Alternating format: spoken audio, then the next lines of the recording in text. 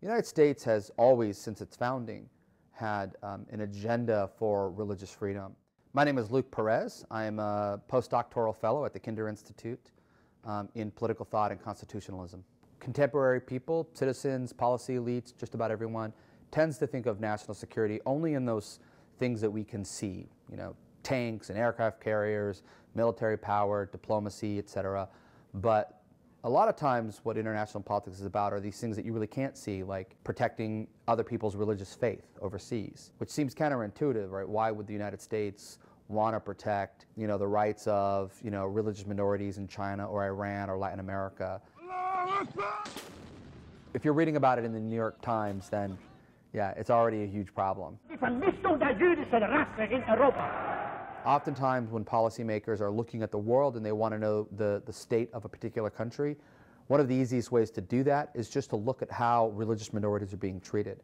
If religious minorities are being treated respectfully and they're giving the space to practice their faith, you have a pretty good sense that everyone else, regardless of what their views are, whether they're gays or women or any other minority group, it allows them to kind of just look at a country and say, hey, they're doing pretty good, or hey, maybe this country isn't doing so great.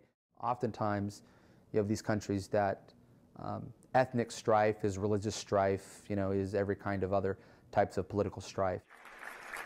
I think this is the most important foreign policy issue of our day, is religious freedom. From getting political prisoners who have religious faith, released from whatever exile or political prison that they're in, or giving grants to, foreign aid groups. They're all over the map. It is certainly possible to take a step back. To the extent that the United States has taken a step back, it's maybe been happening a lot longer than people realize. I believe a significant proportion of our foreign policy officials today no longer believe that religious freedom is the first freedom. The problem is getting worse. The State Department has really kind of fallen asleep at the wheel sometimes and has only focused at mitigating persecutions once they begun, this kind of post hoc after the fact. And so oftentimes someone who doesn't really have religious faith might be a little bit more skeptical about wondering why it's the government's job to protect it, especially if they think that it's religious faith that's the cause of conflict and never a solution to conflict, when in fact religion can be both. It can be both a sort of a cause of conflict and of peace.